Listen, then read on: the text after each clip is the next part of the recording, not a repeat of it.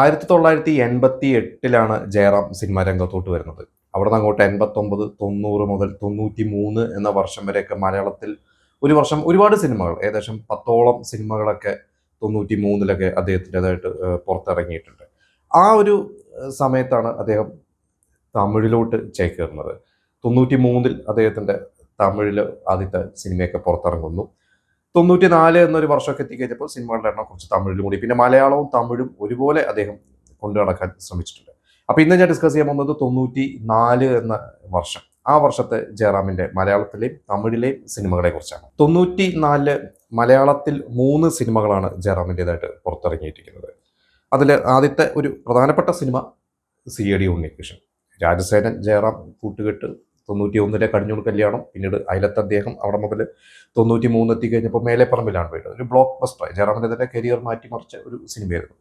ഇത് കഴിഞ്ഞിട്ട് ഇതേ ടീമിൻ്റെ സിനിമ, അത് കഴിഞ്ഞിട്ട് രാജസേനൻ പ്ലാൻ ചെയ്തൊരു സിനിമ. ശരിക്കും അത് ഒരു മൾട്ടി സ്റ്റാർ സിനിമ എന്ന് വേണമെങ്കിൽ പറയാം. നമുക്ക് മേലെപ്പറമ്പിൽ ജയറാം ഒരാണ് ഹീറോ, ബാക്കി ചേട്ടന്മാരും അച്ഛനും അമ്മാവനും ഒക്കെ ഉണ്ടെങ്കിലും ഹീറോ ജയറാമാണ്. ഇതിൽ പക്ഷേ എനിക്ക് തോന്നുന്നു ഒരു 3 ഹീറോസ് എന്ന് വേണമെങ്കിൽ പറയാം.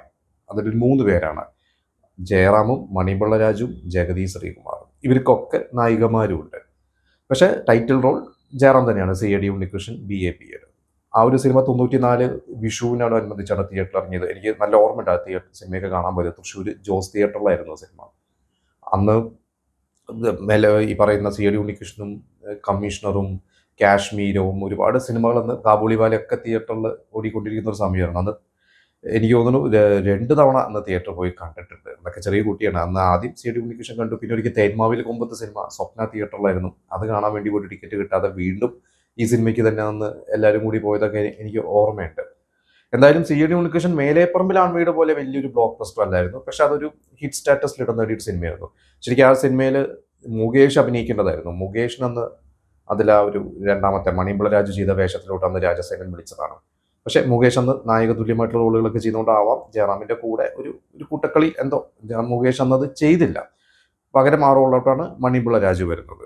ജഗതി ശ്രീകുമാറിൻ്റെ ഉമ്മച്ചൻ എന്ന് പറഞ്ഞ ക്യാരക്ടറൊക്കെ ഇന്നും എനിക്ക് തോന്നുന്നു അന്ന് ജനിക്കാത്ത കുട്ടികൾ വരെ ഇന്ന് ആ ഒരു സീൻസൊക്കെ കണ്ടിട്ടുണ്ടാവും, യൂട്യൂബിലൊക്കെ കാണുന്നതായിരിക്കും.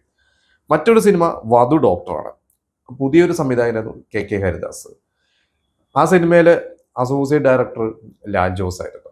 ശ്രീനിവാസൻ നല്ലൊരു റോൾ ചെയ്തിട്ടുണ്ട്. ജഗതി ശ്രീകുമാറിന്റെ KP എടുത്തിട്ടുണ്ട്. നാദിയ മൊയ്തു ഒരു ഇടവേളയ്ക്ക് ശേഷം അഭിനയ രംഗത്തോട്ട് തിരിച്ചു വന്ന ഒരു സിനിമയായിരുന്നു വധു ഡോക്ടറാണ്. നല്ലൊരു സിനിമയായിരുന്നു. രഘുനാഥ് പലേരിയുടെ സ്ക്രിപ്റ്റ്. രഘുനാഥ് പലേരിയുടെ സ്ക്രിപ്റ്റ് എന്ന് പറഞ്ഞാൽ നമുക്കറിയാം, വളരെ ഒരു ലൈറ്റ് ആയിട്ടുള്ള ഒരു വളരെ സുഖകരം. കൂടുതൽ സത്യനന്ദിക്കാടിന്റെ സിനിമകളാണ് കൂടുതൽ രഘുനാഥ് പലേരിയുടെ ശ്രദ്ധിക്കപ്പെട്ടിട്ടുള്ള സിനിമകളെന്ന് എനിക്ക് തോന്നുന്നു. സത്യനന്ദിക്കാടിന് വേണ്ടി എഴുതിയിട്ടുള്ള സിനിമകൾ. എന്തായാലും ഇതും നല്ലൊരു സിനിമ തന്നെയായിരുന്നു. അത്യാവശ്യം ഓടിയ ഒരു സിനിമ തന്നെയായിരുന്നു ഈ വധു ഡോക്ടറാണ്. എനിക്കൂടി ഈ ഒരു സിനിമയുടെയൊക്കെ ഷൂട്ട് നടക്കുമ്പോഴേക്കാണ് ജയറാമും ലാൽ ജോസായിട്ടൊരു ബന്ധം ഉണ്ടാവുന്നതും ജയറാം ലാൽ ജോസിനൊരു ഡേറ്റ് കൊടുക്കുന്നതും പിന്നീട് മറത്തൂർ കനിവ് ജയറാം ചെയ്യാനിരുന്നത് പിന്നീട് മാറി മറിഞ്ഞാണ് മമ്മൂട്ടിയിലേക്ക് എത്തിയത്. ഇത് കഴിഞ്ഞിട്ട് ജയറാമിന്റെ മറ്റൊരു സിനിമ സുദിനം. അതും ഒരു പുതിയ സംവിധാനമാണ് നിസാർ. നിസാർ വളരെ ഫേമസ് ആയിട്ടുള്ള ഒരു അസോസിയേറ്റ് ഡയറക്ടറായിരുന്നു. നിസാർ ഇൻഡിപെൻഡന്റ് ആയപ്പോൾ നിസാർ ലാൽ ജോസിനെയാണ് അസോസിയേറ്റ് ആയിട്ട് വിളിച്ചത്. സുദിനം വന്ന ഒരു ഹിറ്റ് സിനിമയല്ല. അതെനിക്ക് കുറച്ച് ഞാൻ കുറേ മുമ്പ് കണ്ടിട്ടുള്ള ഒരു സീരിയസ് മൂഡിലുള്ള ഒരു സിനിമയായിരുന്നു എന്നാണ് എൻ്റെ ഒരു ഫാമിലി സബ്ജക്റ്റ് ആയിരുന്നു. മാധവി ഗാന്ധാരിയിലൂടെയൊക്കെ തിരിച്ചു വന്ന ഒരു സമയമായിരുന്നു. മാധവിയുടെ നല്ലൊരു വേഷം തന്നെയായിരുന്നു സുദിനം. പിന്നെ ദിലീപും സുധീഷാണ് അതിലും ഒരു നല്ല റോളുള്ളത്. ദിലീപ് അതിൽ ചെറിയൊരു വേഷം. ശരിക്കും അന്ന് ആ ഒരു വേഷത്തിലോട്ട് ലാൽ ജോസ് ദിലീപിനെ റെഫർ ചെയ്താണ്. കാരണം സുധീഷ് അന്ന് തിരക്കാണ്, മണിച്ചിത്രത്താഴ് സിനിമയുടെ ഷൂട്ടിന്റെ തിരക്കായതുകൊണ്ട് വരില്ല എന്ന് പറഞ്ഞപ്പോൾ ആ റോളിലോട്ട് ദിലീപിനെ പുഷ് ചെയ്തിട്ട് തള്ളിക്കയറ്റിയതൊക്കെയാണ്. പക്ഷെ വീണ്ടും സുധീഷ് അവിടുന്ന് അഡ്ജസ്റ്റ് ചെയ്ത് മണിച്ചിത്രത്താഴിന്റെ ലൊക്കേഷൻ വന്നു. അതുകൊണ്ട് ദിലീപിന് അതിൽ ചെറിയൊരു വേഷം ചെയ്യേണ്ടി വന്നിട്ടുണ്ടായിരുന്നു എന്നൊക്കെ ലാൽ ജോസ് പലപ്പോഴും പറഞ്ഞിട്ടുണ്ട്. അപ്പോൾ ഈ 3 സിനിമകളാണ് പ്രധാനമായിട്ടും മലയാളത്തിൽ. പിന്നെ തമിഴിൽ പോവുകയാണെങ്കിൽ തമിഴിൽ 93 നേരത്തെ പറഞ്ഞ അഭിനയിക്കുന്നത് ജയറാം തമിഴിലോട്ട് പോകുന്നത്. ഗോകുലം എന്ന വിക്രമിന്റെ ഒരു സിനിമയും പുരുഷ ലക്ഷണം എന്ന് പറഞ്ഞ KS രവികുമാറിന്റെ സിനിമയും. ഈ 2 സിനിമ ഇവിടെ തിരക്കതില്ലാതെ ഓടിയതാണ്, ശ്രദ്ധിക്കപ്പെട്ട സിനിമകളാണ്. ഇത് കണ്ടാണ് 93 3 സിനിമകൾ. അതിൽ ഒരു സിനിമ പ്രിയങ്ക. ആ സിനിമയുടെ പേരാണ് പ്രിയങ്ക. ദാമിനി എന്ന ഹിന്ദി സിനിമയുടെ റീമേക്കാണ്. അതിൽ മൾട്ടി സ്റ്റാർ പടമാണ്. ജയറാമും പ്രഭുവും രേവതിയൊക്കെയാണ്. ആ സിനിമ അത്യാവശ്യം ശ്രദ്ധിക്കപ്പെട്ടതാണ്.